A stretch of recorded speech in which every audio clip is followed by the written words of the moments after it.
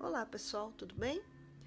Hoje eu abri a internet de manhã, como eu faço eventualmente, para entender um pouco as notícias, entender as coisas como estão no cenário, principalmente nesse momento político do nosso país. Percebi uma nova polêmica que, de certa forma, me surpreende um pouco, né?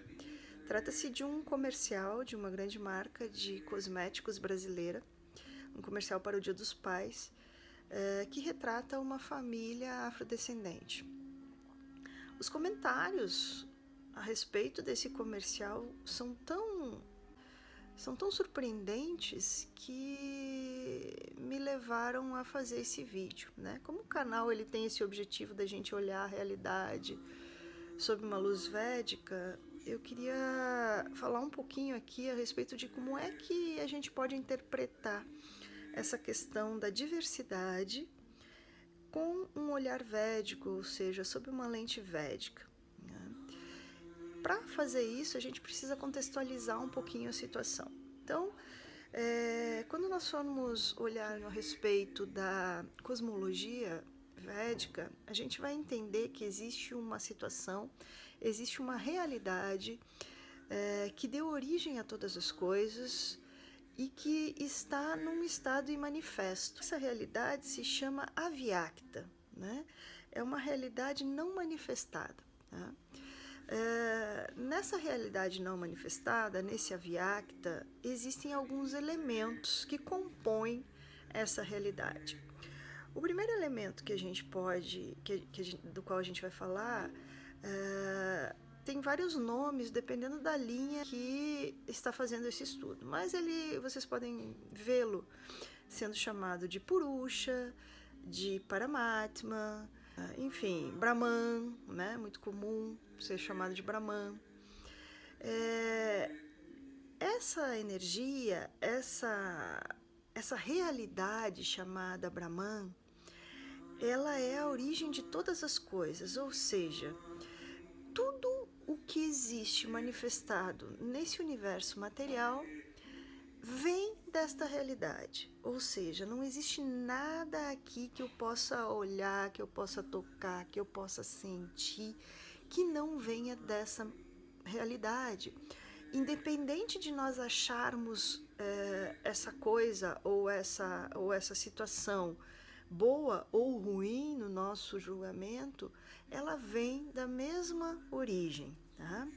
Brahman ou Purusha possui qualidades, né?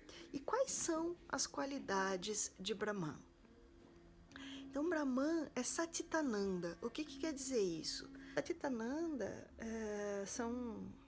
é formado por 3 palavrinhas. Então, Sat é a verdade absoluta, é aquilo que nunca muda, aquilo que simplesmente é o absoluto, né?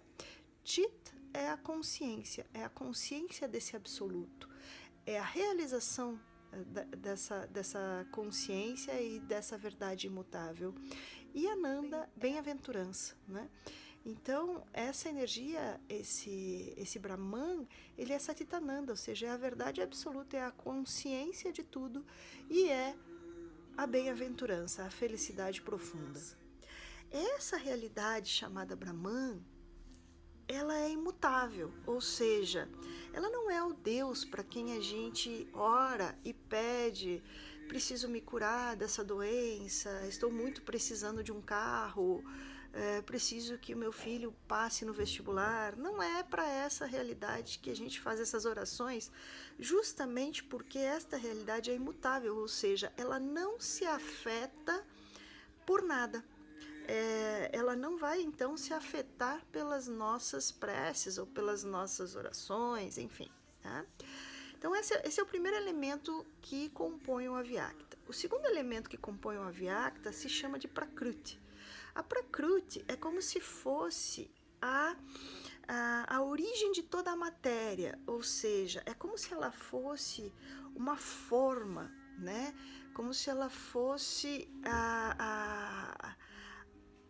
a raiz de toda a materialidade. Então, tudo que é material está presente na Prakruti. A Prakruti também tem suas gunas, ou seja, ela também tem as suas qualidades, né? E uma qualidade muito importante da Prakruti é o fato de que ela é inerte, ou seja, a origem de toda a materialidade, tudo aquilo que tem raiz ou que é a raiz de toda a materialidade é algo que é inerte, ou seja, por si só ela não se movimenta. Não tem como aquilo ali gerar qualquer coisa, porque não há movimento naquela matéria perfeita, né? Então nós temos aqui dois elementos, nós temos Brahman e nós temos a Prakruti. Brahman é como se fosse, nós podemos, para efeito didático e para efeito da gente entender um pouco melhor a história, Brahman nós podemos considerar como se fosse um sol, como se fosse um astro que emana determinada força, determinada energia, aquele conhecimento, aquela consciência, né? Satitananda, verdade, consciência, bem-aventurança, tudo isso emana uma energia. Essa energia que é emanada de Brahman se chama Shakti, ou seja, a Shakti é como se fossem os raios do sol que emanam de Brahman e tocam essa Prakriti. Quando essa Shakti toca a Prakriti, ela se desestabiliza. E aquela inércia dela, que é da natureza dela, entra num estado de determinado desequilíbrio e começa a gerar, então, algumas qualidades que vão passar para a realidade manifestada, que nós vamos chamar de Vyakta, e essa realidade, então, começa a ser a realidade que nós conhecemos aqui, essa realidade material que nós podemos tocar, que nós podemos vivenciar, né? Nós não vamos além disso agora, porque não é o objetivo do vídeo, mas a partir desse movimento, a partir desse desequilíbrio da Prakruti, então é que nós vamos formar o que nós chamamos das trigunas, ou seja, Sattva, Rajas e Tamas, que são energias que permeiam a matéria e que dão qualidades à matéria e que aí então vão formando tudo aquilo que a gente conhece como manifestado nesse universo. Né? A primeira manifestação que vem daí, então, é realmente aquilo que nós chamamos de Deus, né? O Deus para quem a gente reza, o Deus para quem a gente pede, o Deus para quem a gente agradece, o Deus, a deusa, não importa. Né? A trindade hindu se encontra nessa categoria, né? Shiva, Brahma, Vishnu, eles estão nessa categoria. Mas, enfim, quando a gente pensa nessa situação de que tudo vem da mesma origem, ou seja, temos todos a mesma origem, somos todos a mesma coisa, porque viemos de Brahman e dessa desestabilização dessa matéria primordial, quando pensamos isso, então é meio complexo nós pensarmos que uma entidade é melhor do que a outra. Começa por aí, né? Mas ok, é algo muito subjetivo para a gente pensar, né? Então vamos andar um pouquinho mais além a respeito disso, né? Se nós contemplarmos e acreditarmos que existem vidas, né? E a ciência védica ela trabalha e se desenvolve em cima do conceito do samsara, ou seja, da roda das reencarnações, onde sistematicamente vamos vivendo outras vidas para termos experiências nesse universo material. Então pensemos o seguinte: todos nós somos diversos, não importa a cor da minha pele, não importa meu gênero, não importa a minha etnia, não importa nada. Todos nós fazemos parte da mesma matéria, né? E quando a gente está nesse estado e a gente está nós estamos presas nessa roda reencarnatória, nós precisamos viver as nossas experiências nesse mundo material. Quando nós vivemos essas experiências nesse mundo material, elas precisam ser diversas, né? Porque senão todos nós viveríamos as mesmas experiências, ou seja, todos nós seríamos um padrão vivo e não haveria então a possibilidade de vivermos aquilo que é necessário.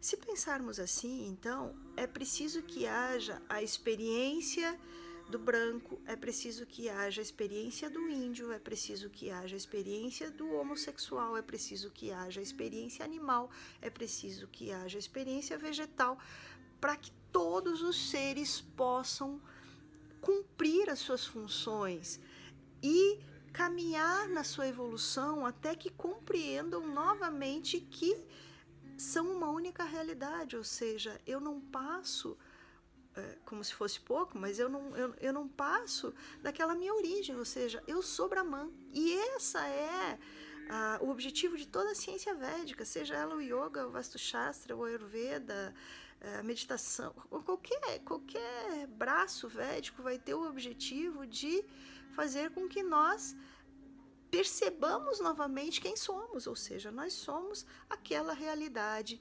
imaterial, aquela realidade de consciência, aquela realidade de bem-aventurança, aquela realidade de verdade absoluta. Nós somos aquilo.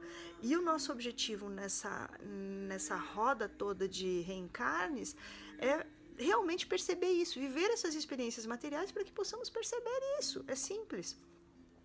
Então, como é que nós podemos pensar que a diversidade é ruim, né? Quem ainda está preso nessa consciência ou nessa semiconsciência, ou melhor ainda dizendo, nessa inconsciência de que a diversidade é ruim, está perdendo uma grande oportunidade de evoluir na sua história, de evoluir como alma e de realmente cumprir a sua verdade e cumprir o seu objetivo enquanto humano, que é atingir essa consciência de que somos essa felicidade absoluta, de que somos essa verdade absoluta, de que somos o todo, de que não precisamos ficar presos nessas ilusões que esse mundo nos coloca. Então, não há briga entre as diversidades. Não é possível que haja descontrole entre as diversidades quando nós compreendemos essa nossa natureza. Então, eu espero que eu tenha conseguido explicar um pouco e colocar um pouco para vocês como é que, com um olhar védico, nós podemos enxergar a diversidade e que eu possa ajudar de alguma forma alguma pessoa que ainda não tenha percebido o quanto isso é importante a passar a ter essa percepção de que não é uma questão individual, não é a questão de um grupo, é uma questão humana.